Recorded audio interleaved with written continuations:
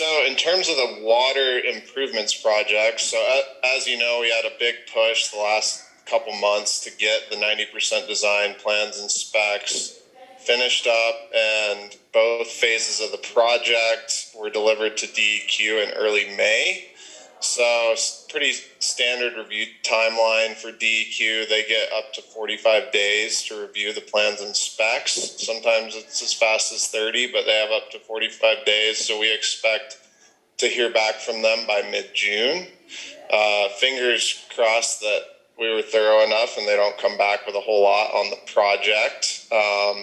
And the plan, once we get those comments back, we will revise and resubmit to DEQ and go to bid hopefully in July. So a few other things just kind of hanging out there before we go to bid. I know we've been working closely with Colleen and your attorney on this easement with Fisher and Frederick's property there at the booster station for the new transmission main line. That's now, I think, been finalized, right, Colleen? And you're looking to talk with those property owners here next week. Right. I delivered the document yesterday to the Fishers. After this meeting, I'm going to see if I can catch Fredericks at home. They're hard to catch. So, yeah, hopefully I see that should be done next week. That's my plan. Okay. Very good. And then just to be clear, we're looking at bidding just phase 1 of the project this year. Phase 2 is the tank, and we'll talk about this under the VCIP grant, but that one, I mean, we could bid it at any time, but I think we've been hopeful that we'll get some Navy funding to help with the construction on that project. Is there any questions? This was a big push the last couple months. So, and we are meeting with the district next week, I believe Tuesday, to go through the 90% design and this in more detail. But if there's any questions on that, happy to answer them. Otherwise, we can discuss next week. Yeah, I think most of our questions were just kind of Ben, wait. you mentioned the tower, the reservoir is phase 2. Are you looking at doing that this fall? The reason I ask is the reservoir will be full this fall, but they do drain it after the big push is over. Mm-hmm. Rather than have them have to fill it up again. Yep. It would be good if we could just continue to use that water. Yeah, correct. I think our window is like between Labor Day and Memorial Day to do that work, and a couple stipulations in terms of temperature as we'll need to be in that 50 degrees or warmer range for curing on our concrete treatments. So that September-October timeframe would work really well. I think it's just up to the district on when you want to bid that work. Also in terms of, the other funding. So in terms of funding, we have a couple things coming through. One is the DCIP grant, which we're expecting probably in the next month or so. We'd originally written that grant for close to $900,000 to take care of phase 2 of this project, which would be great. We submitted last year, weren't selected, but now we've been talking with the Navy and are strengthening our position and hoping for a better result this next go round. And the other is this piece too, which is the DEQ funding, and we submitted an LOI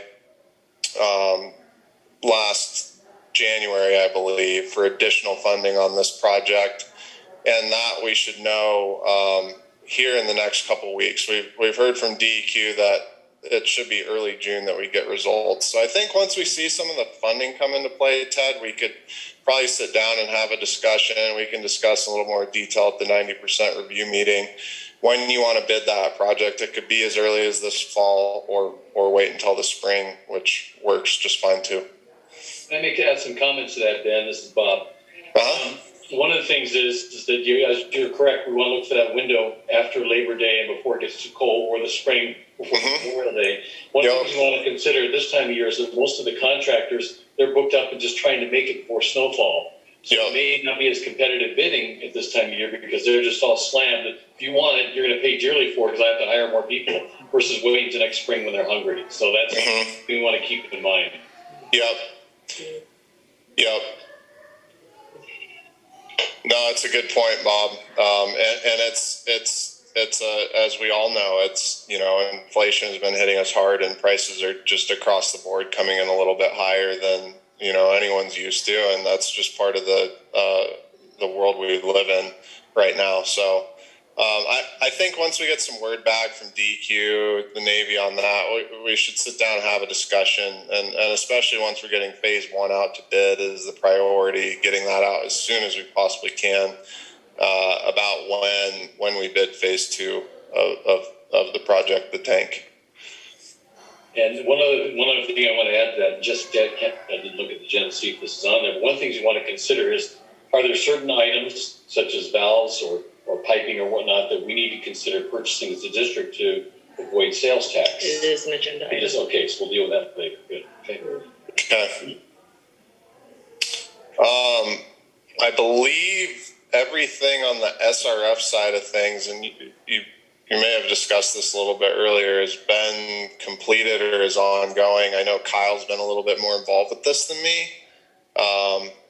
So if there's any questions on that, I'm happy to relay them over to Kyle. Just let me know. Yeah, we're all cool on that. The violation was lifted and we submitted our outlay reports and we're good now. Okay, that's what I thought. I thought I saw some emails on that, so that's excellent. I think the last piece is that Navy construction access agreement for the portion of the transmission main where we come from State Parks land down into Bayview.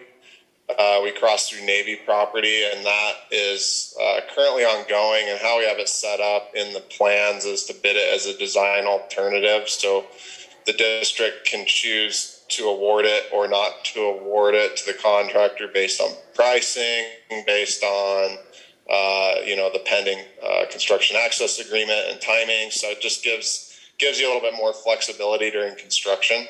I don't know, Colleen, if you've heard anything from the Navy on that recently. I mean, we're about at that time where, when we talked about this with them in January, they thought, okay, 6 months or so, and we're getting close to that. Well, where we are, and I checked with her either last week or the week before, it's Glennis, who we're working with on the VCIP, and she said they got it submitted to whoever is making the decision by April 1st, and she said 90 days we will have it back. So that should be June.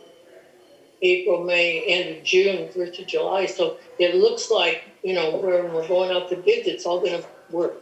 Okay. No, and even if it comes in a little bit later, if we get this bid in July, the contractor can work on all the other areas of the project. And then once we get the access agreement, depending on where we are with dollars and cents, we can choose to award that design alternative or not to award it as well. So you'll have some flexibility there during construction. I think I covered the DCIP grant. We've been working with the Navy on this, strengthening our position. I think, hopefully have a little bit better chance this time around for the 900K. ARPA funding, Kyle probably talked about this last month, but that didn't make the Kootenai County funding list. In fact, not many projects other than Kootenai County projects did. Surprise. So So you vote commissioners out. that one was somewhat dead on arrival. No update from Army Corps. Talked a little bit about the LOI from DQ. One thing that's really encouraging about this funding that's coming through with DEQ, because they have some surplus funding this year, is that it's 49% grant, which is insane. So if the district is awarded that money, there's a very good chance that nearly half of it will be all grant dollars. And that's all I have, unless people have questions. Anybody have any questions for Ben?